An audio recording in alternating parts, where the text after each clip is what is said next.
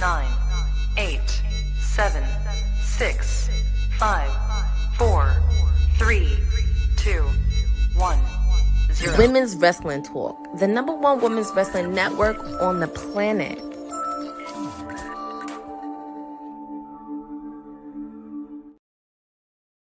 Say his name and he appears. I believe it said.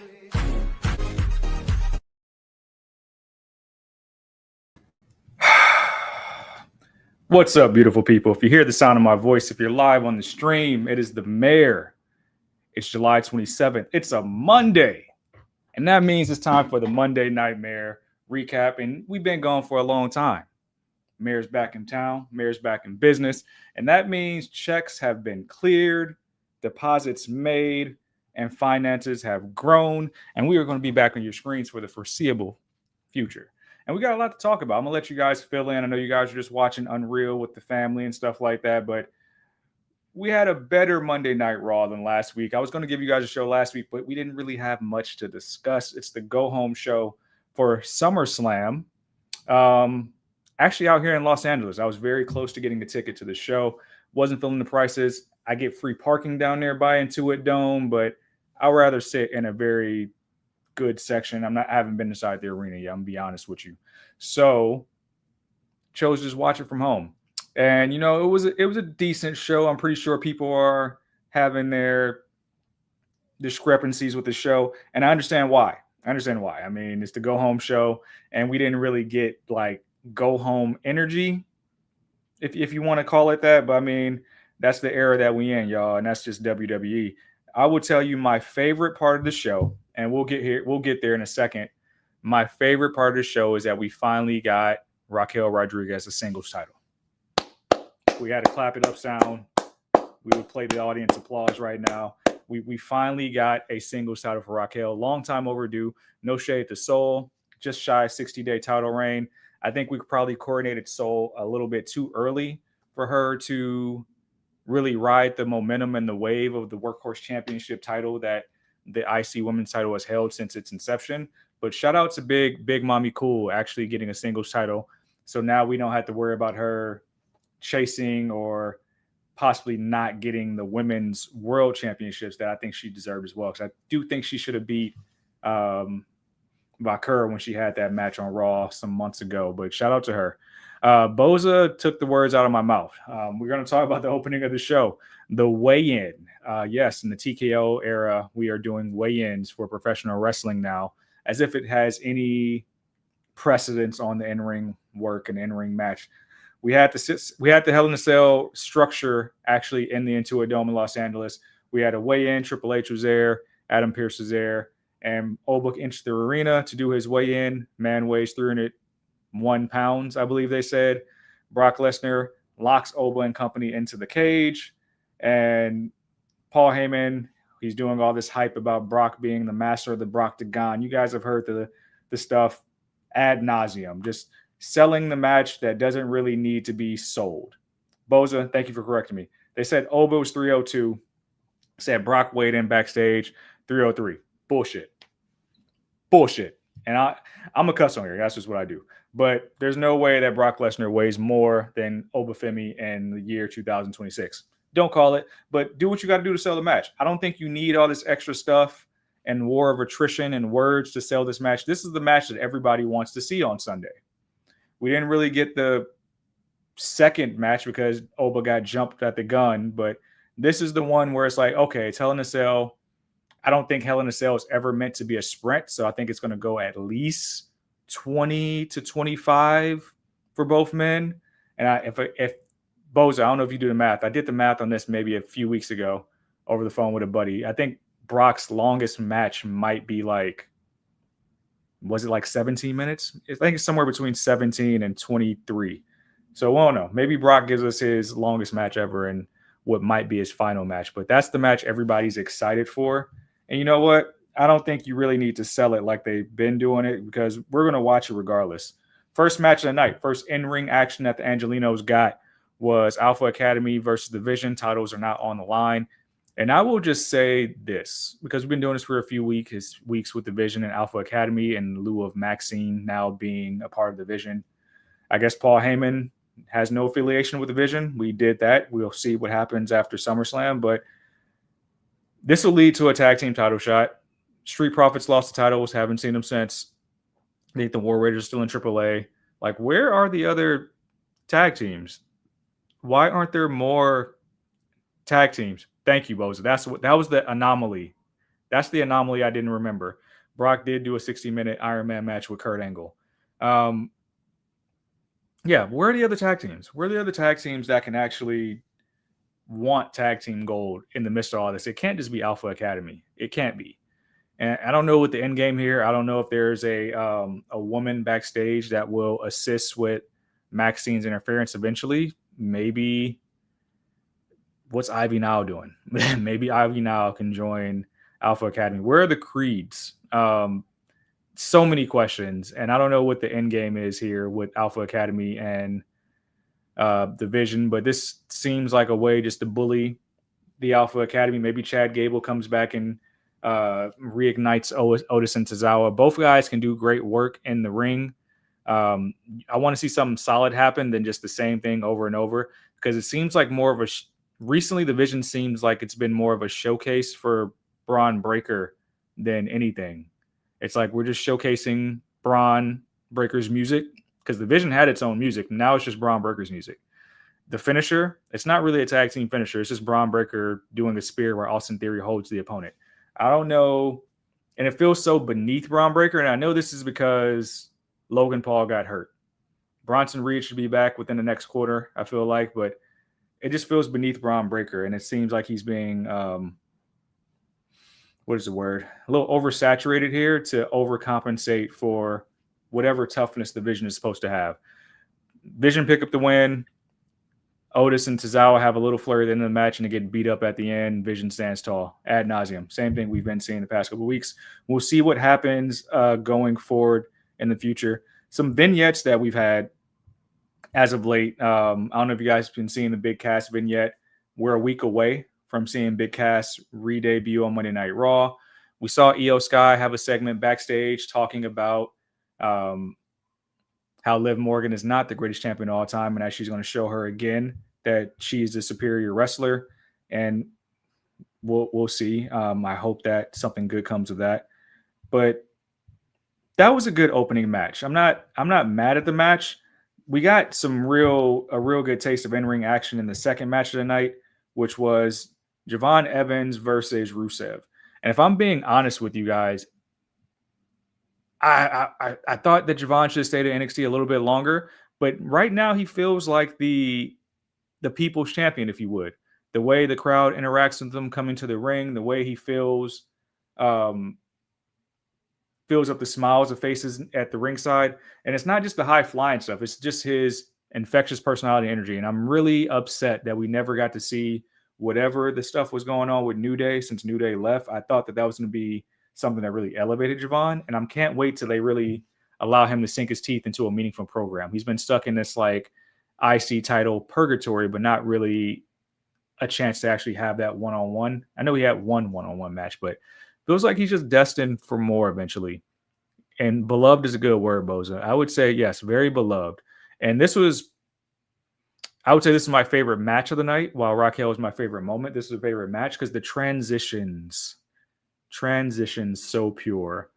The transition from the OG cutter to being caught, put in the accolade, him getting out of the accolade to he has like some Shining Wizard type knee, and then getting Rusev with a cutter and then OG cutter getting the win. Just great stuff overall from two men. And I love that Rusev is kind of leaning into this gatekeeper enforcer role, where I thought he'd be chasing championships coming back, but he's like really elevating the young talent in the company, which is beautiful to see. Happy that Javon was able to get a win on Rusev, and we'll see what that means for him later. But it seems like him, Rusev, of course, Ethan Page, we're just seeing how the dust settles with Chad Gable and Penta this weekend. And of course, Chad Gable did have a vignette talking about how he's coming home this weekend and how he wants to continue his redemption story in front of his hometown and become IC champion, win his first singles gold. So that's a match to look forward to. But I do hope we get Chad Gable kind of. He already made a somewhat of amends with Otis and Tozawa, but they might as well reunite Alpha Academy if Alpha Academy is going to keep getting punked by the Vision. I think that's probably what's going to happen as soon as SummerSlam ends. What else we had? I was watching looking at a lot of tweets when this was going down, but the Joe Hendry Danhausen concert, which there's a lot of celebrities in attendance. I think Ashton Kutcher was there. Of course, Ryan Garcia, which we saw in the concert segment. There were some other athletes there. I can't think of their names right now, but it's LA. So, I mean, they're going to get people to show up there. And the Joe Hendry Danhausen concert was something. I know it's for the kids. I know we got the mini houses and stuff like that. But I think a lot of your wrestling purists would prefer if this was more of just a backstage segment than something that took up serious TV time from other people. But I think it achieved what it was supposed to achieve, right? It's going to be talked about on ESPN. It's on Netflix. I wish we had something else for Joe Hendry to do than kind of the side missions he's been on, like the side missions with the Street Profits and the Vision. Now it's like the side missions with the Judgment Day. And I feel like we could have kept Joe in NXT and been the face of NXT longer if this was what he was destined for, which is just turning him into Elijah, essentially. Elijah / formerly known as Elias, where we lost the luster of say his name and he appears and he's just the guy that can play guitar and sing. Okay. So the song, the organ playing by Danhausen, it's funny. You get the Clippers street team, dance team come out there, dance around the ring. You get some Clippers influence, sport crossover there, which is cool. I dig it. And then you get Ryan Garcia to hit Joe Hendry with a guitar. Cool. Ryan Garcia is there. Of course, he can't really do more than that because he has a fight in another month and a half. So he's not going to get physical. So seeing him just lean, and the camera crew could have did a better job with this, but seeing him just laying in the background while the little people were attacking JD and Dom, optics could have been better there. I mean, we know you can't really get mixed up because you're in training camp and you have a fight. You can't risk getting hurt before your fight, lose your bread, lose your promotion, stuff like that. But it's like, why go through all that anyway? I get it. Netflix, sports TV, crossover. Ryan Garcia aligns with the Judgment Day. We get to talk about it, get a moment to build the fight. I get it. However long it was, we could have did without it. But Ryan Garcia takes on Conor Benn September 12th. That's why he was in this angle. It's all part of Zuffa boxing. But Danhausen being tended to backstage. We now know the match against Dom Mysterio this weekend is now going to be a money's on the pole match. So whatever money Judgment Day wants from him, it gets resolved this weekend. I'm pretty sure this would be a very entertaining match, and I wouldn't be surprised if it's on the first hour for free on ESPN, just because we can do a lot to talk about that for the ESPN network. Of course, with Danhausen's relationship with ESPN, with the Knicks, there's a lot of play you can make there with the whole money angle. So we'll see.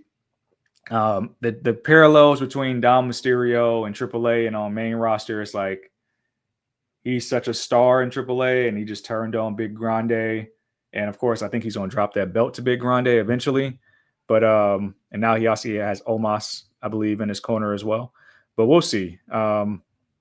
Seems like the men of Judgment Day need to be heated up a little bit more. Maybe they can chase the tag team titles from Division as well, JD and Dom. But that was an interesting segment, and that's where I'll leave that. What did Sindel say?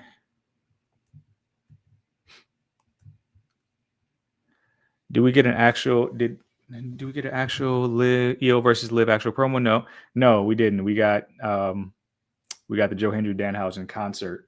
I believe we did see a Liv backstage promo during the commercials as well, talking about her title reign and how she's going to prove that she's the greatest women's champion of all time, all that type of stuff. But no, not in ring.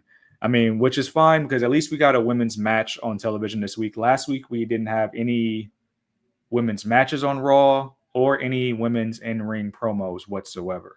So that was actually very glaring from last week's Monday Night Raw, which I really wanted to give you guys a recap last week, but that taste in my mouth, I figured we let it breathe a little bit.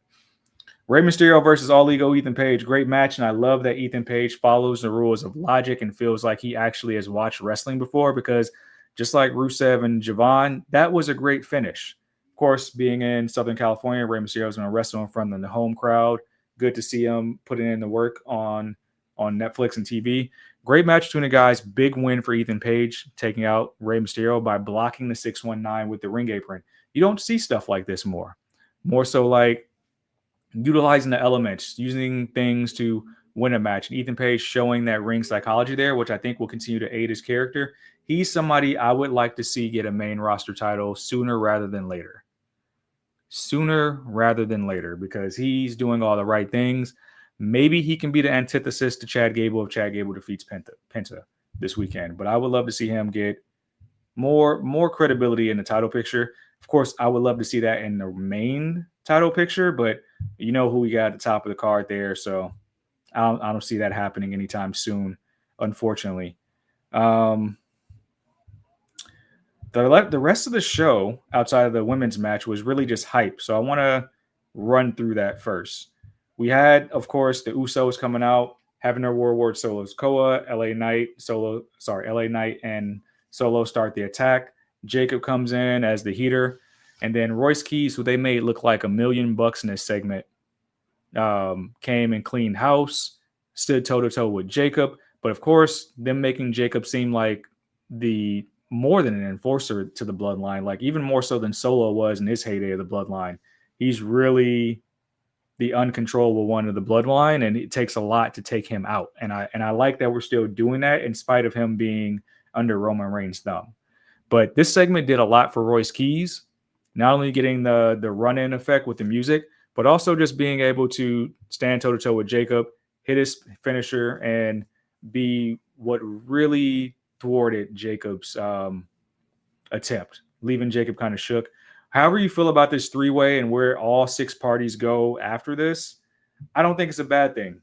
And I hope it's nothing like campy where Solo turns on the team and aligns to the bloodline. Hopefully we get something like real good to sink our teeth in here, because they've invested so much in recent weeks to LA Knight on promo segments and on the mic, and so much into the Solo character that even when Solo is doing his meet and greets, there's footage from all these fans showing how much fun he's having being a babyface, that it's starting to trend online. So I really hope that we get something to play with after SummerSlam, after this is all said and done, or even if it continues. And the bloodline gets stronger another way, because there are many members of the bloodline that exist. So we'll have to see exactly what takes place there. And then, of course, I'm going to jump the women's match because I want to spend some time there. But the ending of the show was what you expected. Roman Reigns coming to acknowledge the crowd, or get the crowd to acknowledge him. Seth Rollins interrupts. They jaw back at each other, back and forth, say some personal things. Seth says he hopes his family is going to be there in attendance so he can embarrass him again, just like cashing in front of his family and making them cry, which causes Roman to attack. Roman attacks, gets the leg up. Seth is in that bent over position like Roman was when the Shield got broke up. Roman unable to pull the trigger fast enough and gets hit with a stomp. And that's how we close that match, closed in Monday Night Raw with Seth Rollins standing tall, I believe, yet again, which we now know that Roman and Seth is going to be the main event of night 2 of SummerSlam. So it makes me feel like there's a surprise angle there. I'd love to know what you guys think. Are we going to get... Seth alluded to some of those things already. Like last time they were at one-on-one when Seth did the Shield cosplay, Roman got disqualified. Maybe the family comes and helps Roman out. Are there any men in hoods that can be lingering around that I guess that can sway this match? Or do we get a true one-on-one where Roman stands tall? And I think if I remember correctly, a lot of WWE shows, as opposed to like a few years ago when we kept seeing like masked men, hooded men all the times, they've been very straightforward ends to pay-per-views. No like returns. So I wonder if we're going to have a big return or a big debut happen that causes this to like go awry with this, because they're trying to play it up like, hey, this is the last time for one person to get the one up on the another. However you feel about Mox and if he'll ever come back to the company, like I'm pretty sure he'll be a Hall of Famer. You'll get the Shield Hall of Fame induction. Maybe we never do get that triple threat match, but I don't think this is the last time that these guys will meet in a ring, because I think you have to also do it at WrestleMania. So we'll see what happens, but Seth standing tall multiple times in recent weeks makes me think that Roman will eventually this weekend, we'll get the monkey off his back, just straightforward. No thrills, no help, no nothing. Just like, hey, I'm the guy, you're not. I'm player one, you're player two. And I don't know if that's the right way to end SummerSlam. I hope SummerSlam has other surprises, because we've seen the ticket sales and all the different things that they're doing to try to make it feel larger than life. And I think it really needs to end with a bang. Really does. Before we get into the IC title match, Sindale's asking if we can get our thoughts on the strong rumors of Lola Vice heading to SmackDown. Sindale, I think the writing is on the wall, which is kind of ironic because Damian Priest just got the AAA, right? And Lola drops the mixed tag team championships this past Saturday and seemingly left her gear, took a picture of her gear in the locker room, seemingly signifying that her time in AAA is done. She's done a lot of work there to build the brand, but of course there's other ladies who can come do stints in AAA, and she was doing double duty for a while.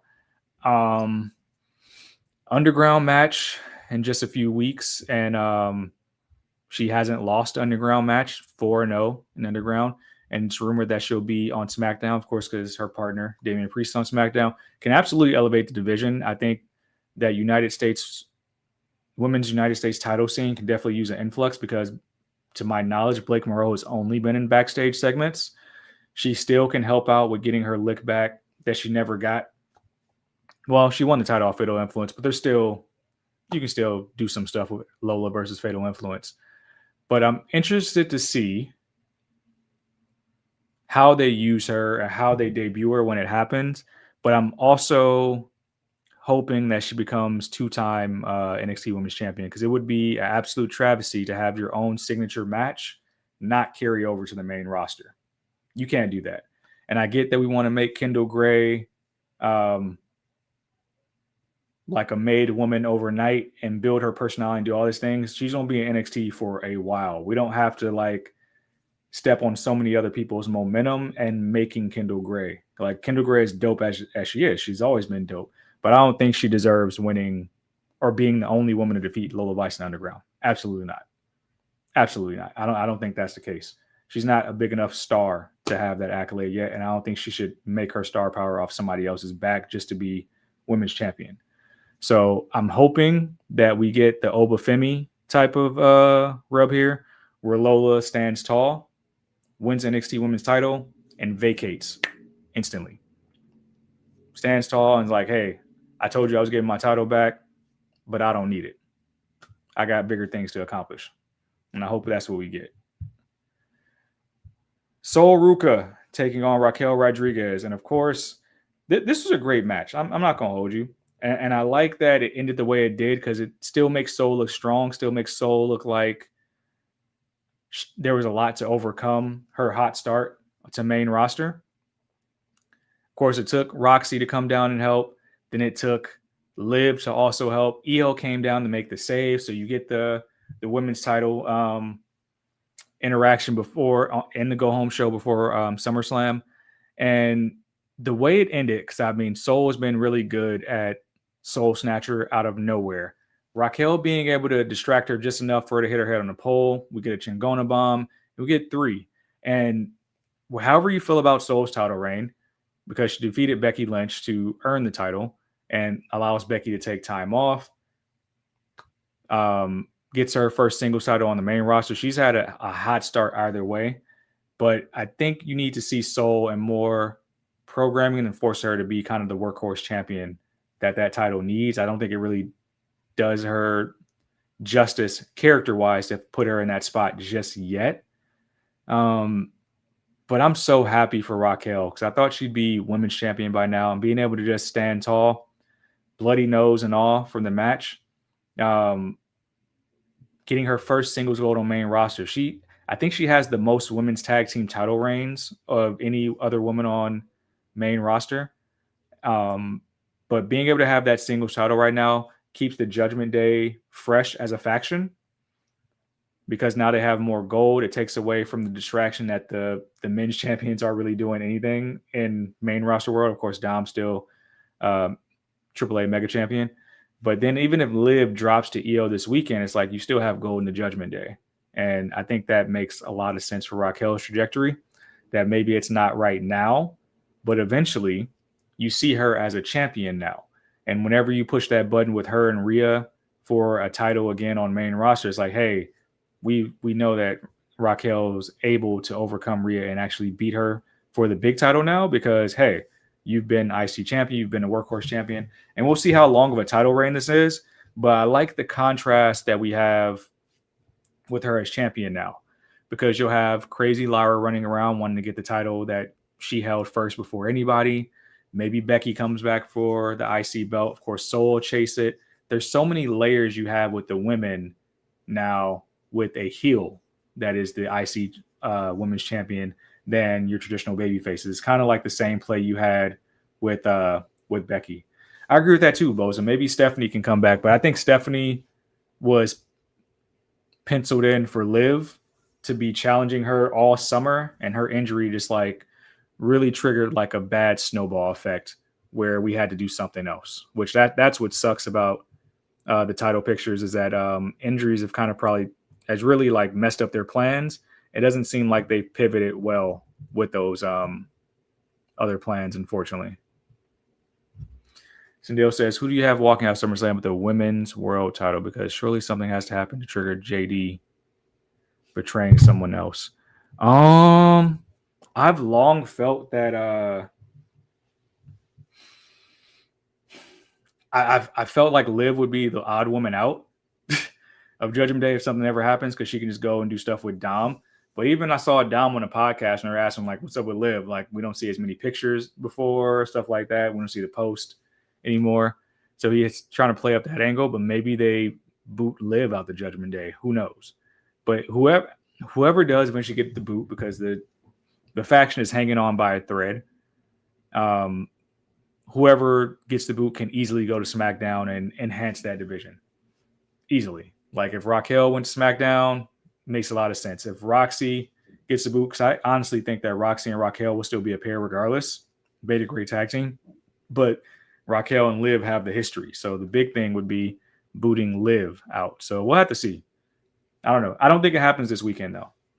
And I don't think EO actually wins the title. I think they telegraphed EO becoming Queen of the Ring because it doesn't make sense to have Liv be Queen of the Ring when she's already champion. It messes up too many storylines. But I think EO won't be able to overcome the numbers of Judgment Day, and then we'll still get Liv as champion. Maybe they jump EO after the bell, and then Stephanie returns. I think that'll be one big return this weekend. Another thing I can chat with you guys about before I get up out of here. It looked like during the Javon match that something legitimately happened to Rusev. Maybe I think he got a kick to the eyes or something like that, which caused some confusion for Javon's next spot in the match, just because the ref was checking on Rusev, but the camera just stayed on Javon in the ring, and Javon was kind of just waiting it out, which is very interesting. Very interesting that that happened, but obviously Rusev finished the match, but it was definitely a scare moment to be on live TV. What do you guys think about what's going to happen with Brock and Oba? Because one thing, now that we know how night 1 and night 2 is, depending on how night 1 goes, do we feel like, and I know the councilman's been on record for this, thinking that somehow, some way, Oba's still going to find his way into his earned championship match as King of the Ring. Do we feel like Oba defeats Brock and then finds his way into Roman and Seth's match on Sunday? Because I think for that alone, that's a good way that they can keep that feud alive. And I'm talking about Seth and Roman for later on. Like, hey, this wasn't a one-on-one match. Something happened. Oba got in between it. and Oba gets the title shot that he deserves.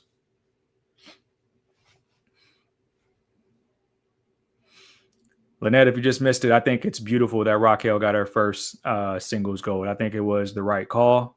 I think everybody won in that scenario. I don't think it hurt Sol at all.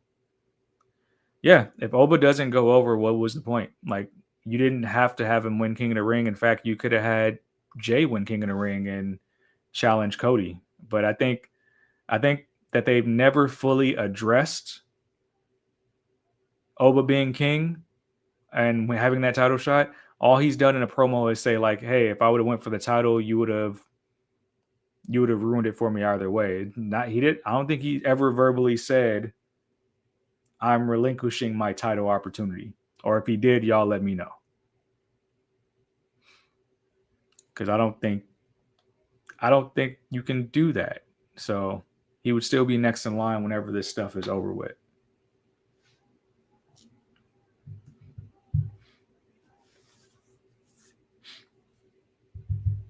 But yeah, lots to discuss. Of course, this weekend we'll have watch-alongs on both days, Saturday and Sunday for both days of SummerSlam.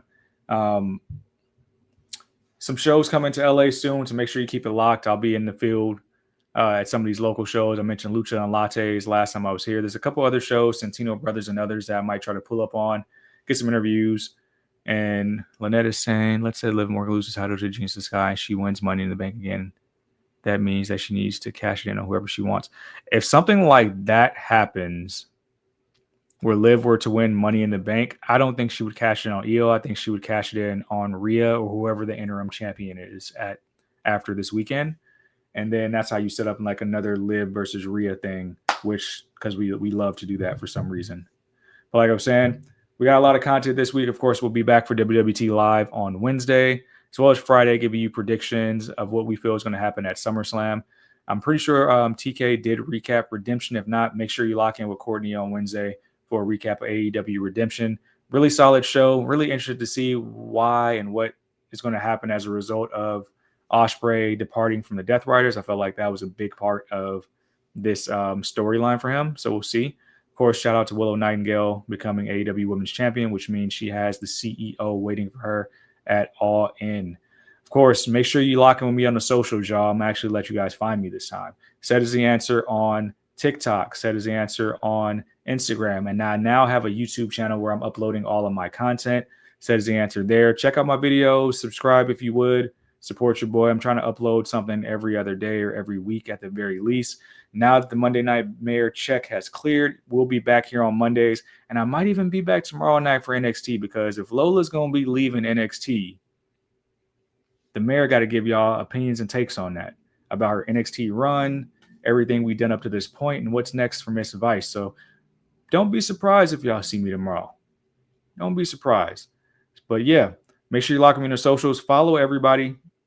Support the team here at Women's Wrestling Talk. We got a lot of dope creators that are creating their own podcasts, channels, as well as getting in the field, making a lot of great content. Lynette, that is Set is the Answer, just like my TikTok and IG pages.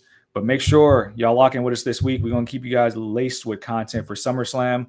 Of course, we got TNA on Thursdays as well. And we are going to be in the field a lot in Southern California and other places over the next month, giving you guys all the scoops and wrestling news that you guys deserve to have at your fingertips.